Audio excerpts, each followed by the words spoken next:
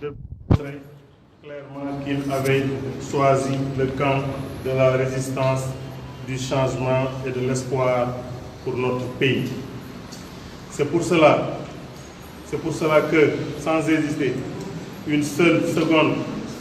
le président Atepa vous a fait l'offre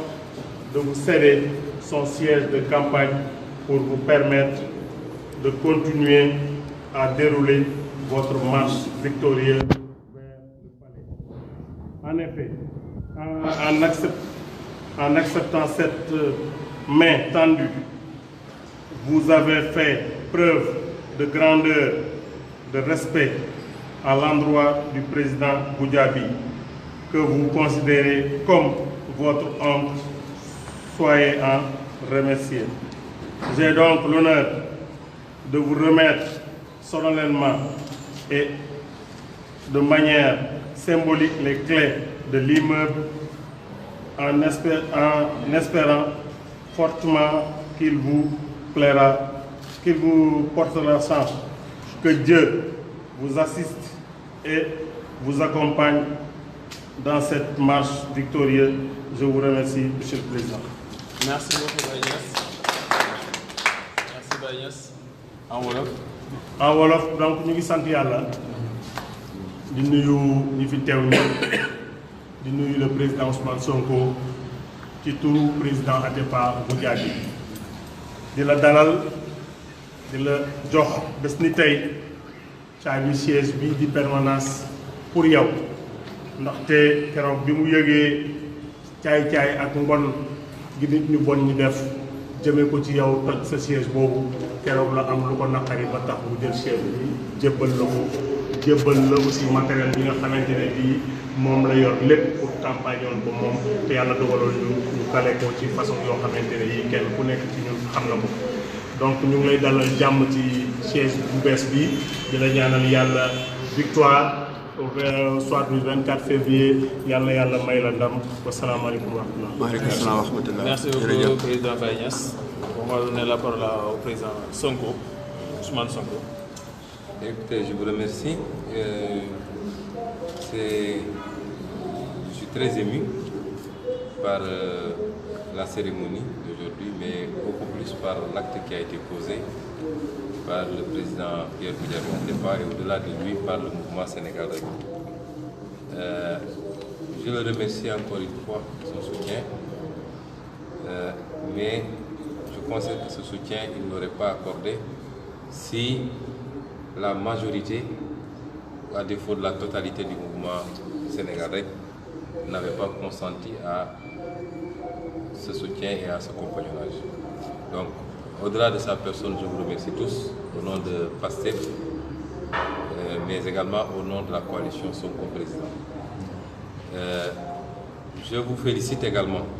je l'avais dit au président Atepa, pour le travail excellent et extraordinaire que vous avez fait en un temps très très court. Je lui ai dit que, aussi bien dans le fond que dans la forme, le président Atepa aurait dû être candidat à cette élection présidentielle. Ce qui s'est passé au Conseil constitutionnel, personne ne le sait. Peut-être aussi qu'il vous a manqué un peu de recul, parce que la politique a ses exigences quelquefois. Et c'est très difficile en un temps très court de bâtir un socle solide, complet. Même ceux qui sont en politique depuis des décennies n'ont pas encore ce socle complet. D'où la nécessité d'ailleurs pour chaque parti politique ou chaque candidat de bâtir une coalition, parce que seul ça paraît difficile. Mais quand on regarde le travail extraordinaire que vous avez abattu, avec des gens qui pour la plupart sont des novices en politique, il y a de quoi être fier de ce que vous avez fait. Que le Conseil constitutionnel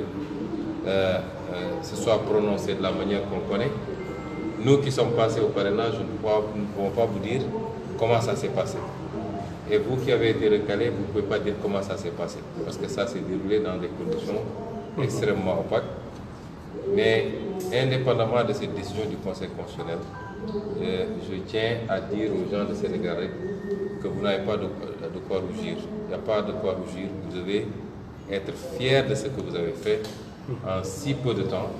Et à votre tête, le président Pierre Atepa, qui n'avait jamais fait la politique, mais qui a compris la nécessité de s'engager par rapport aux enjeux fondamentaux qui interpellent aujourd'hui notre pays. Et c'est les mêmes motivations qui nous ont amenés nous-mêmes en politique. Nous ne sommes pas des politiciens, nous n'avions jamais fait la politique avant 2014, mais c'est les mêmes constats que nous avions, que lui et son équipe ont pu établir, c'est les mêmes constats qui nous ont amenés, nous, à un moment donné, à nous engager. C'est autant de choses qui créent et qui renforcent les similitudes et les convergences entre le mouvement Sénégal Rek et le parti PASTEF, et au-delà du parti PASTEF, la coalition large qu'on essaie de construire. Donc je vous remercie beaucoup, nous sommes très contents et comme je l'ai dit tout à l'heure, c'est plus un compagnonnage dans la solidarité, dans la complémentarité que nous souhaitons qu'un appui. Nous ne sommes pas nous dans une logique de dire les gens viennent nous soutenir. Nous sommes dans une logique de dire nous partageons tous un projet pour le Sénégal et chacune de nos entités a des profils de qualité. Il faut que tous ces gens-là se retrouvent autour de ce projet-là et qu'ensemble, de la même manière que vous seriez investi si le président Atepa était candidat, il faut maintenir ce même degré d'engagement et nous réitérons toute l'ouverture. Nous ne sommes pas dans une logique de dire bon, ils viennent mais ils restent derrière. La preuve, dans l'organisation et la structuration actuelle de ce que nous sommes en train de faire, il n'y a quasiment pas de responsabilité de premier plan incarnée par des gens du passé. C'est vous dire que nous sommes dans cet esprit d'équipe. Dans ce pays, il est temps qu'on cesse de construire autour d'un homme. Moi, je ne crois pas au Messie. C'est un projet fort qu'il faut avoir et ensuite une équipe la meilleure possible pour conduire ce projet. Si on le fait, on met définitivement ce pays sur les rails. Si on continue à fonctionner tel que le système a fonctionné jusqu'à présent, je dis même un prophète vous le mettrait à la tête du pays, évidemment, il s'enfoncerait dans les abîmes. Et c'est ce que j'ai apprécié parce qu'avec le président Atepa, on a eu beaucoup de séances de discussion sur des thèmes. Le président Atepa, je le connais depuis très peu de temps. Je tiens à le préciser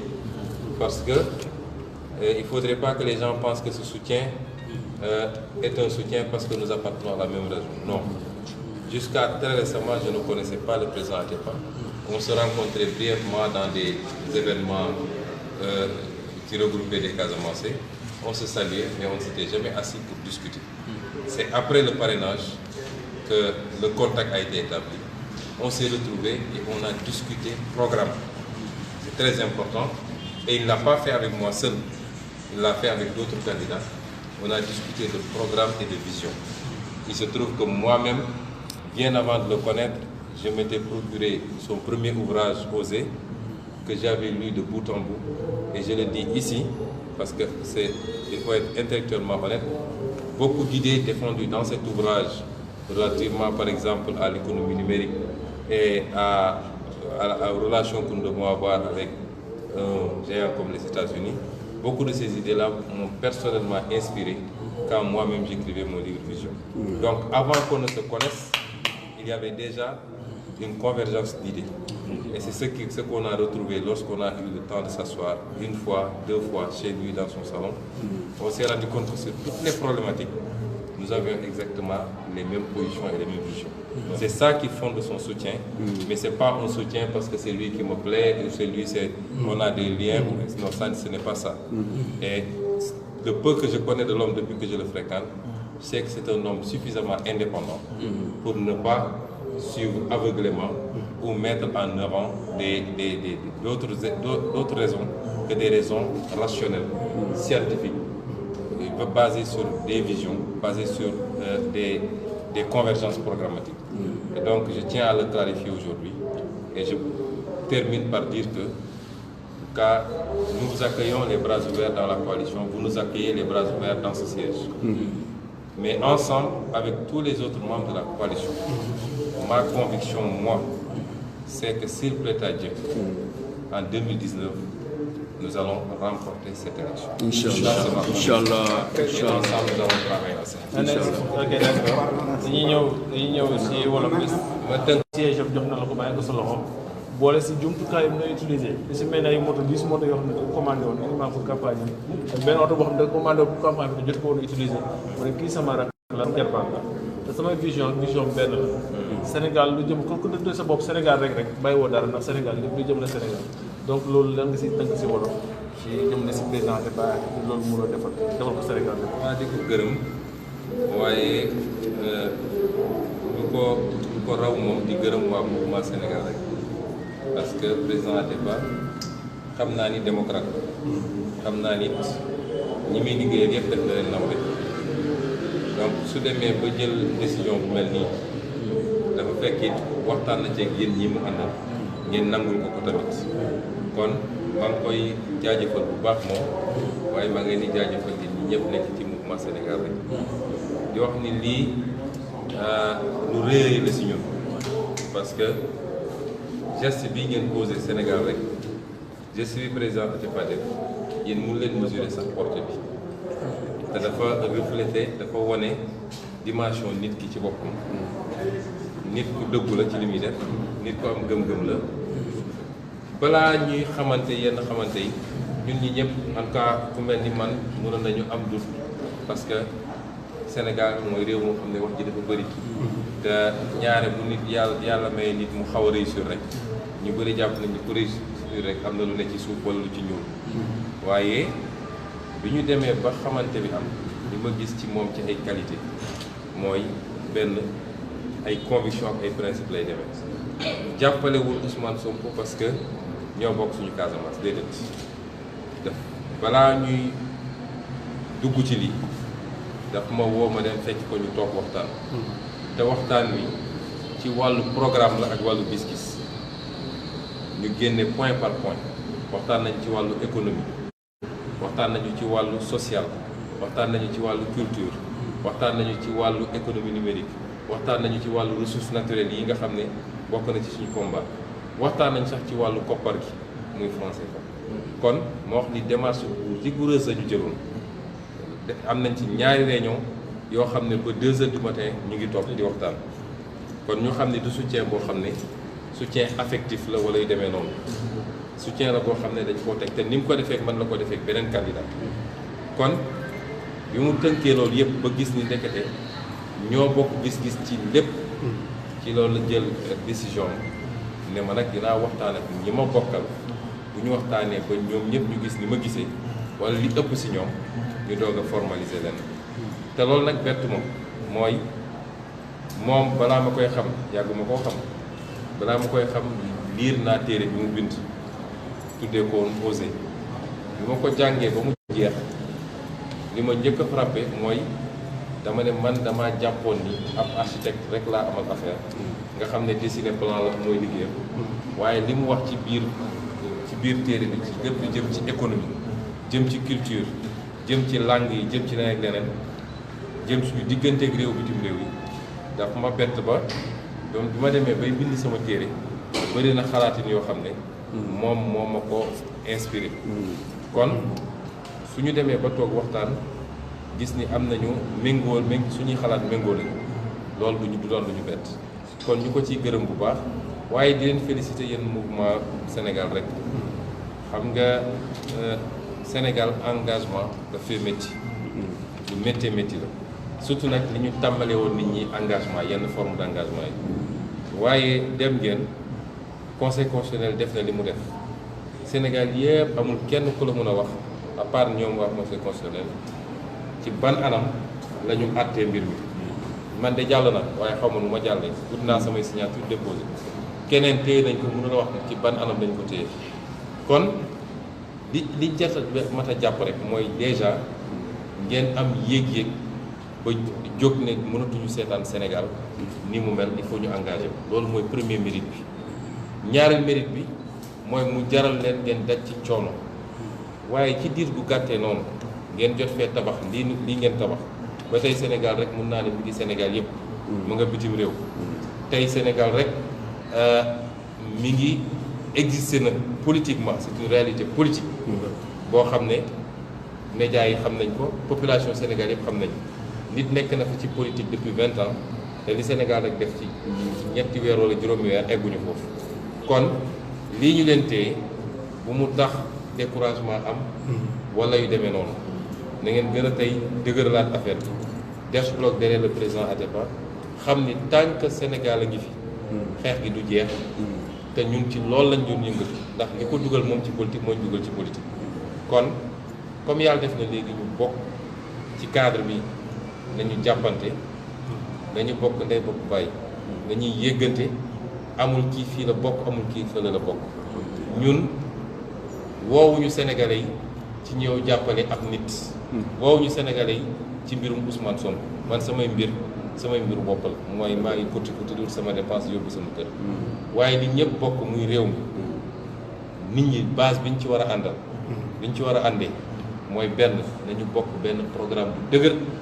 mu leer ñi suñ joxee réew mi ñu appliquer programme bi réew mi baax ba faw inchallah bu loolu weesoo nag nañu taxawal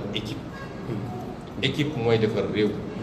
ni tubaab naan culte de la personnalité jël benn waaye rek naan ko yow a yow a yow ba mu xëy nag teg boppam fu mu teggul loolu bokk na ci lu gàllankoor réew te équipe boobu jàpp naa ni potentiel bi ma gis ci Sénégal rek ak qualité leadership bi ngeen am lay defar Sénégal seen loxo mënu ciy jóge te ci cadre boobu lañ leen doo uy si ngeen ñu si ñu ngi ñaan yàlla mu jàppale ñu parce que man dama am lu ma gëm coow li bëri na chaque jour déclaration ngi fi jamono coalition la ñu nekk mais man li ma gëm te wax naa ko président Atepa démb rek nee naa ko daw fële war fii yéeg jaru ko nañu dajale la ñu yor teg ay moyens def campagne gagné en 2019 parce que askan wi lim ñu won muy suñu tournée nationale muy suñu tournée internationale muy saa su ne seen buntu pièce bi rek su ma fi taxawoon léegi ngeen gis attroupement am na